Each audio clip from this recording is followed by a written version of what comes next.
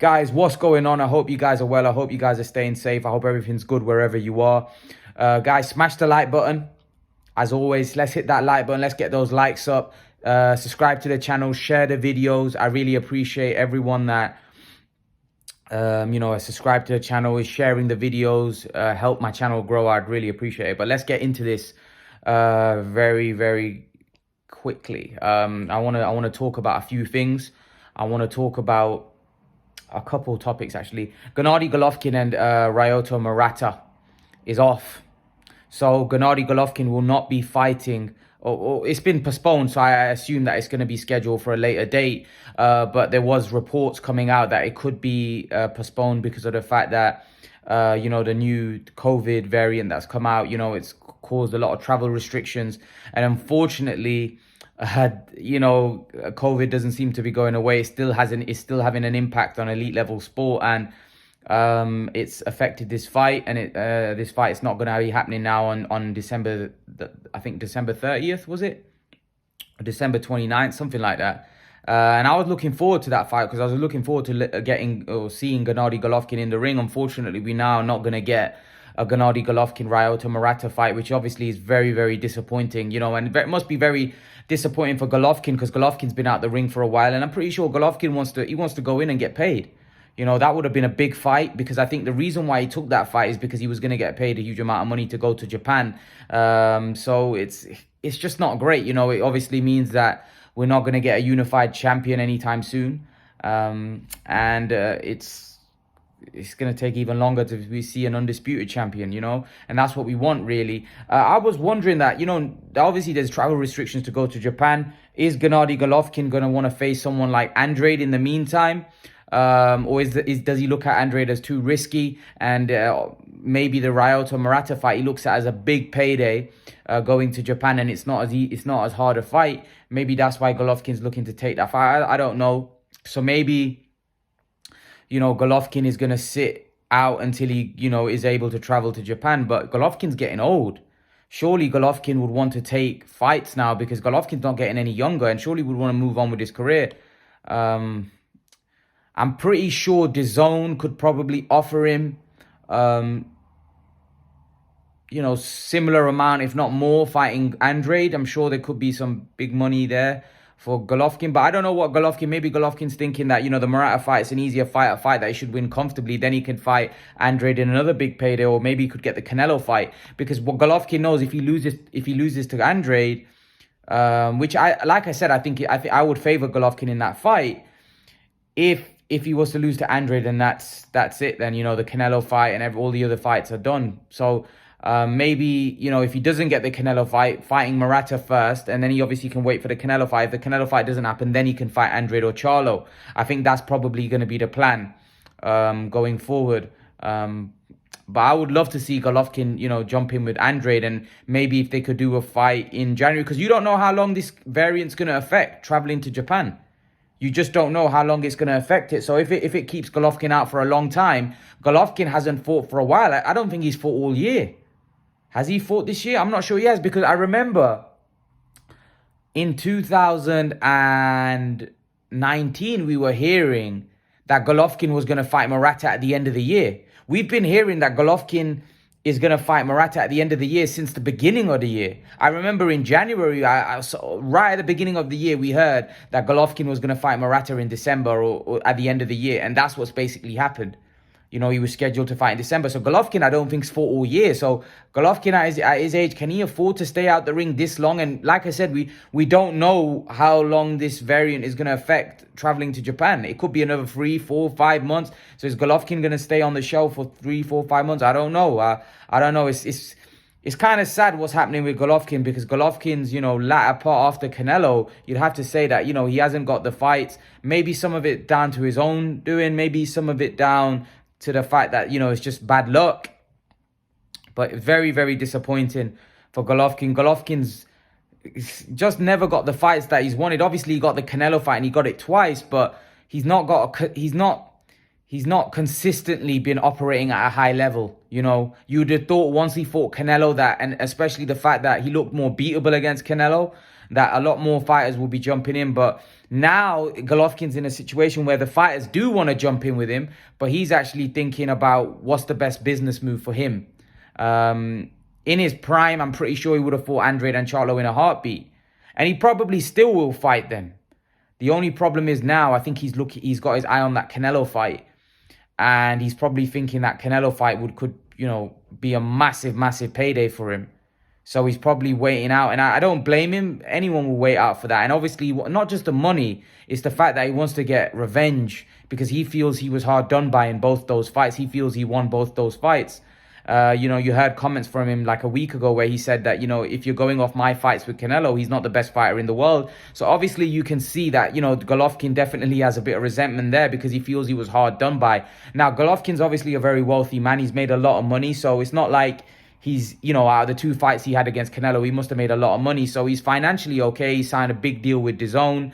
But it's about, ending his career in style. And he probably thinks a fight with Canelo, not just from a legacy point of view, but financially as well, is great for Golovkin. But again, if he can't secure the Canelo fight, I would love to see him fight Andrade and Charlo, because I personally think he'll beat Murata. I think he'll beat Murata and I do think that'll probably be his next fight. I don't see him jumping in with Charlo or Andrade next before fighting Murata. I'd be very unlikely. I would love to see it. I think Andrade fight could be made in a heartbeat. If Golovkin says, I'll fight Andrade instead, I'm pretty sure they could do that fight in the middle of January. And they could do that. And I personally think he could probably get paid a lot more money. Probably. Could he get a lot more? I don't know. But he'll definitely get good money for fighting Andrade. I'm pretty sure DAZN, that was the fight that DAZN wanted.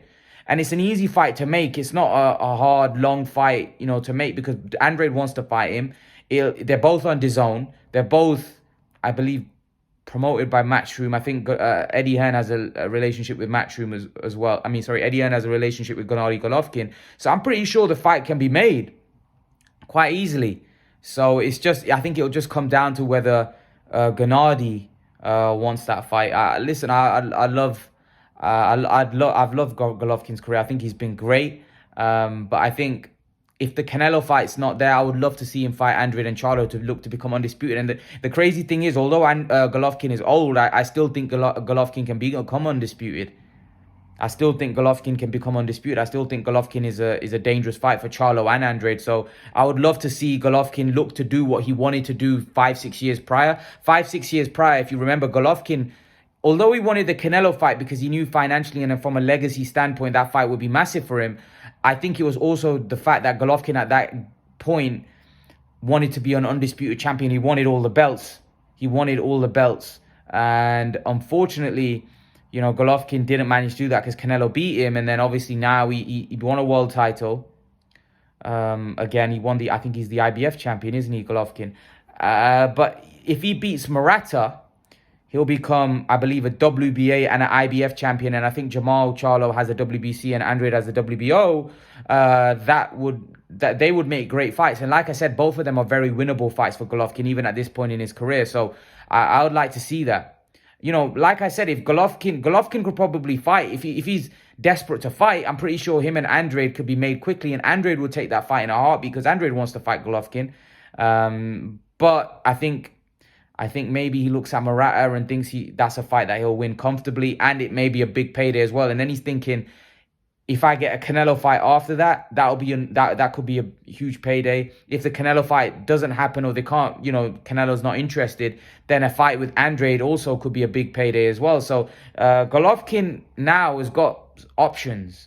Like, he's going to fight Murata, and then if the Canelo fight doesn't happen, he can fight Andrade in a fight. He obviously won't get paid as much as he will against Canelo, but he'll still get paid a huge amount of money to fight Andrade. I'm pretty sure DAZN would pay him well for that. So financially, Golovkin's all right.